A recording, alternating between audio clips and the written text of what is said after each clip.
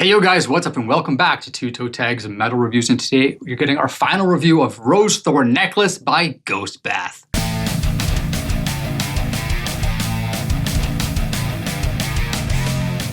So this was a bit of an odd choice for us to review this album. It didn't come out of nowhere, but it kind of came up on our radars. We checked the band out for the first time kind of thing, and we dug it, right? Yeah. For our first impression, we dug it. So we decided to run it for the week, and this is our review. So I'm gonna just kick it off by talking about what I felt was the low points of the album. Okay. Because I did enjoy the album. Mm-hmm. I enjoyed it. I think it's a pretty good album, but there's a couple of low points for me. Yeah. And they take place towards the end of the album. It's a 9-track album, 35 minutes long, so it's on the shorter side.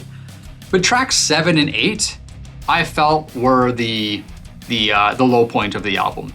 Now track 7, it's called Stamen and Pistil. It's an interesting name for the song, first and foremost, because those are the names of the reproductive organs of flowers, and I thought it was interesting to have the name of a song about reproduction and something that represents life on an album that's very doom and gloom and very death oriented lyrically. Well, that's the juxtaposition that we talked about last week. There's a lot of juxtaposition on this grim album. thing, but there's so much beauty in it. Exactly. So I thought it was a unique and creative song title, but for the song itself, it's one of those songs that just didn't do it for me. Not sure why. It's got a lot of the elements that a lot of the other songs do. Like it's got this torturous screaming in the background, which probably half the songs on this album have. And I think it's an effective thing, but for some reason on here, it just feels like it's run its course. Maybe because it's towards the end of the album. You've heard it enough at that point. There's some good stuff that happens. The vocalist is screaming over some blast beats and some skank beats. There's some nice double bass, some nice subtle little rolls he's doing on his feet. There's some synth that comes in and ends up closing the track. It might be some guitar with effects, I'm not exactly sure, but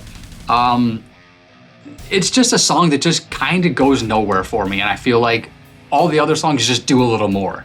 So by comparison to the other songs, it feels weak. Yeah. The song directly after that, Needles, is an interesting one. And we mentioned this in our first impressions, and something that we kind of flagged as a concern is that there's kind of a lot of interlude-y type stuff on this album. Mainly 2 interlude songs that are quite long. And an intro.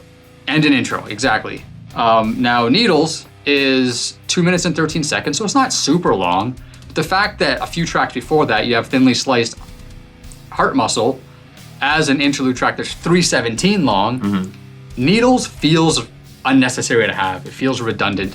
Now, as a track on its own, I think it's not bad. It's just some really nice, beautiful piano. You got this running water sound in the background. It's a very kind of peaceful, but at the same time unnerving track. Yeah. Where it gives you kind of a sense of something's wrong here, but you also kind of go, it's kind of nice. That's how I was feeling, and it's effective in that way. It's just a really hard track to rate because I really like how it sounds and I like the feeling of the track, but it feels so unnecessary to have. So it's tough on the album. It was tough to rate, and I ended up giving that song a lower track score because it just felt like it didn't need to be there. And I felt like that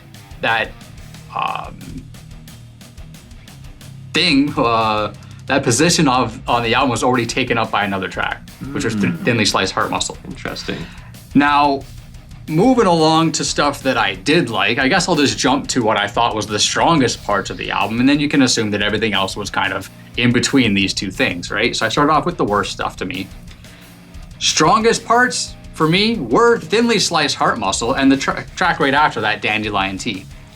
Now, Thinly Sliced Heart Muscle is, I don't know how else to word it, otherwise it's a beautiful track. It is so calming, so well written, and so well composed. It's just really nice. And I don't know how else to put that. There's no drums. If there was drums, I'd call it an instrumental because it's long enough. But since there's no drums, to me, it's an interlude. It's just a guitar. Yeah, I know, of course. And it's just soft guitar. There's maybe some synth introduced in there. There's just beautiful melodies. it's sort of an ethereal type sound where it makes me think of like some heavenly type of or cosmic type of vibe, right? It kind of really sets that kind of really tone. It's a powerful thing to me. And I think it really is effective. And I think that track is what hurts Needles, because if that wasn't there and it was only Needles, I think Needles would be the one that was like, wow, this is the big track. But having them both there, I think, is a bit of a flaw. Moving on next to Dandelion Tea. Dandelion Tea started off pretty quickly as the track that became my favorite, and that did not change. I think Dandelion Tea is such a good track. I put it in the playlist, and I just really love the trajectory of this track, the flow of the track, how it starts. It has a soft intro, which kind of just feels like a continuation of Thinly Sliced Heart Muscle. It's got, it builds up with some calm guitaring. Then you get this pretty rad and interesting drum fill that kicks in at about 40 seconds. It's kind of a long intro build. The riffs kick in at about 1:15, so it's like the overall track length, I think, is like 4 minutes and something, and it takes almost over 2 minutes before the lyrics kick in. There's a big buildup, but I think it's a very effective buildup. I think the way the layers are added is very effective, and when the lyrics kick in, they kick in with like this weird cough. I recall the coughing. Yeah, so there's a weird cough, and I wonder if that cough is supposed to be an omen or some sort of precursor to the last track, Throat Cancer, which the connection could be made there. But it just has this pretty groovy riff, really dig it, nice drum fills throughout, and he throws in some death growls on this track as well, to kind of give a little bit more vocal diversity to the harsh black metal style vocals that are more prominent throughout the album. There's death growls on other songs too, but I don't know, Dandelion Tea just felt like such a really full, well-composed, well-written, well-structured track that just kind of did all the steps correctly, and it ended in a high note. Just really, really solid track. As far as the rest of it goes, the intro track I think is pretty cool. It's kind of like a calm before the storm type of track. Somewhat enjoyable because the piano to me was kind of the highlight of it. Didn't really love the track though, but it has some elements there that I could appreciate. The rest of the tracks, Rose Thorn Necklace, Well, I Tried Drowning, Vodka Butterfly, and Throat Cancer, all solid tracks. They all have stuff in them that I liked, stuff that I could appreciate, but none of them rose to the level of this needs to go in the playlist, or this is, a top tier track, but they're all pretty good. I think the flaw with all those tracks as a group is that they all kind of have a lot of the same ideas. Like I mentioned the harsh, what did I say? The tormented screaming in the background. Yeah. They all kind of have that. They all kind of have these elements where like it starts soft and then it finishes harsh, or things like that. So they kind of, I guess in a sense, repeat a lot of the same ideas, which does in a way detract from each track's individual prowess, I guess you could say. It takes a bit of the weight away from using those ideas. Exactly, that's a good way to put it. That's how I ended up feeling about the title track, because there are other songs that do what that song does, especially including stuff like the sampling of that screaming. I feel like there are other songs that do it better, or just are overall better and also do it. So then when I hear this track, it just kind of comes and goes, because I'm like, well, even though this is earlier on the album, there are other tracks on this album that do the same thing, but just do it better overall. Dandelion Tea being one of them. I love that track so much. There is this super duper awesome Gojira-esque sounding riff that they got going early on. Like that riff. Yeah, like that opening, like when the groove first when the groove starts, I hear that and I'm like, this is Gojira. And I love that. And I love the creativity of that, because that doesn't really come about on the rest of the record. I would also say, though, that Vodka Butterfly is right up there with Dandelion Tea. I love that song. I love that piano melody that keeps coming back in it.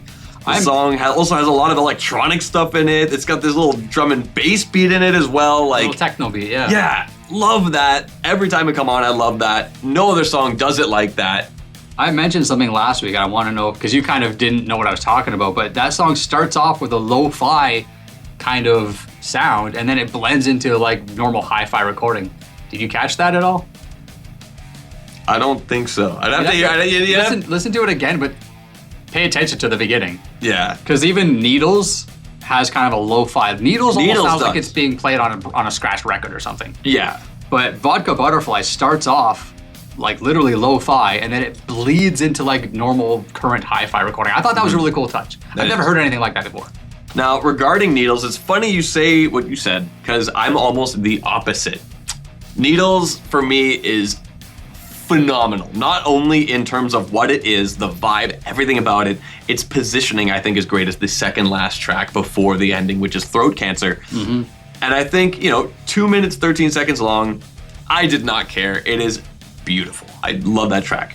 Now, Thinly Sliced Heart Muscle, I don't feel negative towards at all. I think its positioning in the album is very, very good. I just think it's a little bit too long. It's really, really nice. It's a great bridge, especially considering a lot of these songs start with the soft guitar stuff. So to have an entire track that's only that is cool. But I would trim it down slightly. So you have no issues at all with having them both there? Because I feel like both these tracks do the same thing. They serve the same purpose. And having them both there, I feel like is weird. I feel like they don't sound the same though. They don't sound the same. They're totally different, and I think they're good positions for like the pacing of an album. Like to have an interlude after the first few tracks and to have one right before the last track is pretty normal. Like it's one of the average ways that you can put interludes in a record. It's just this record is shorter than average, so that's why. Yeah. And these interludes are longer than average interludes. Yeah. So that is the difficult part. And with that combined with the intro track, it's like 7 minutes total out of a 35-minute record. That's the thing. I think other albums that do stuff like that, those albums are going to have a runtime of 45 to 50 minutes. Yeah. On average. So that's why this seems weird on this one. I'm kind of like that on the intro track as well, which is Grotesque Display. It's really, really nice. I'd say it's also a little bit long, so I would trim that down, especially because it's basically two halves. You've got like this kind of symphonic part and then the piano part, which are like totally separate. Yeah. So I feel like you could trim that down, and you could trim down Thinly Sliced Heart Muscle a little bit. They're still good, but it's just, I felt that Needles was just the most powerful one to me, so I didn't mind anything about it. I just think the other ones are good. You can maybe trim them down just a bit.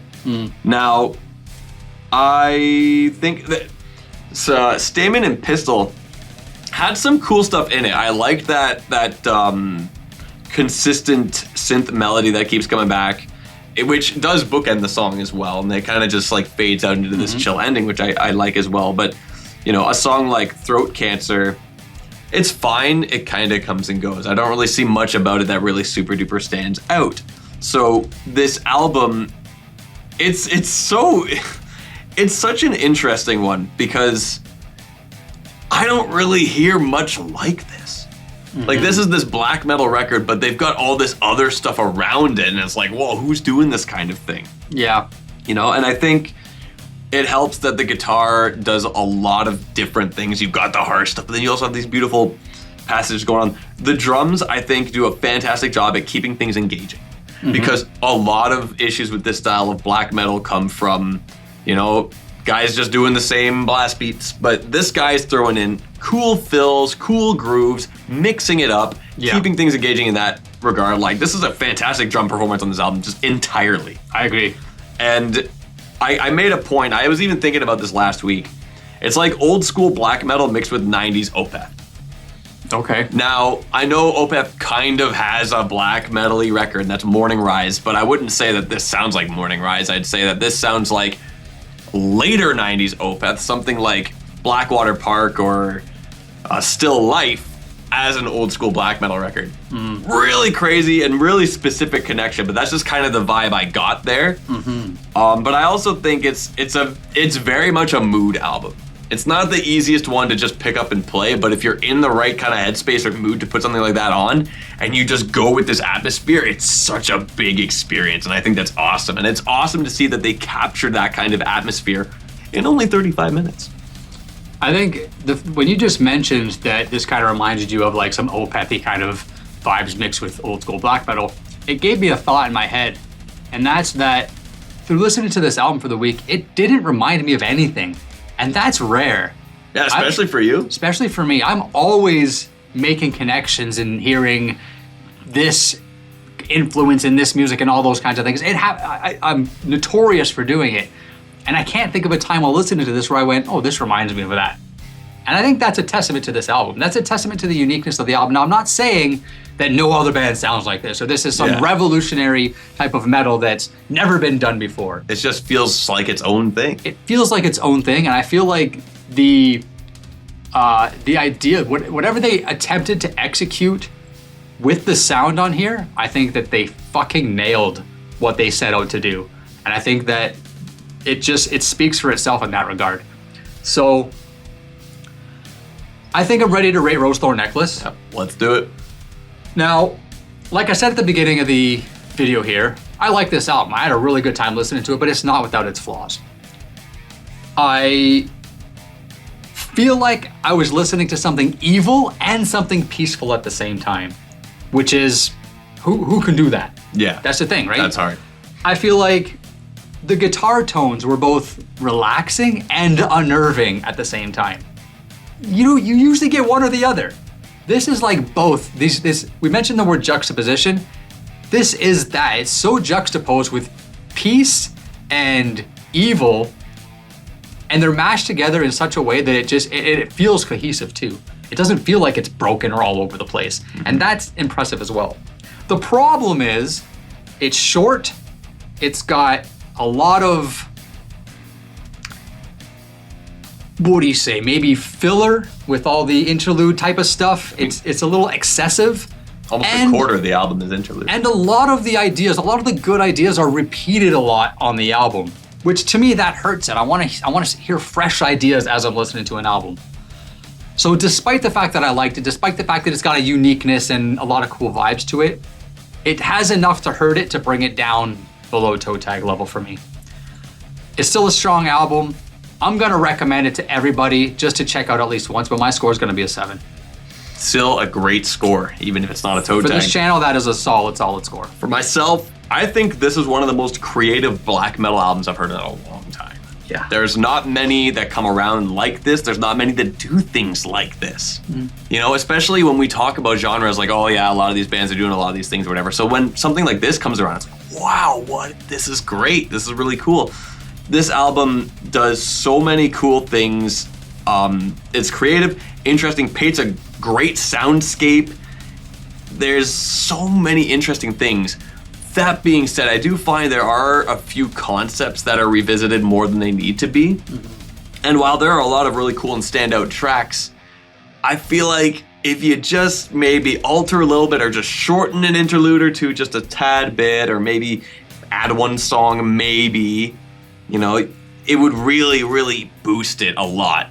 For me, it's right there, but it's gonna get a 7.5. It is a single point for me from the scoring away from a toe tag, but man, I still thought this was a great album. It is. I would also recommend this to everybody. Please check this record out, it's great. Yeah, and like I said, there's probably other bands that have a similar sound to this, but I guess it's just not something we've been exposed to much of. But I'm definitely gonna, I'm gonna follow this band and pay attention to anything else that these guys have to put out, because the talent's there, they know how to write songs, and I'm curious to know where they would go from here, right? Is there, I might even go backwards and listen to their previous stuff and be like, where did they come from? Yeah. Not just where are they gonna go, where did they come from? Did their last body of work sound like this as well, or did they evolve into this? Those are some interesting questions that we can answer. But for now, you guys should leave your thoughts down below and let us know what you guys think of this album after you've been listening to it for a whole week, if you have. If you haven't, check it out. Anyways, leave your thoughts below. Let us know if you liked the video. Subscribe if you guys are new to the channel. I'm Vile Self. I'm TV Fish. I'll see you guys on the next one.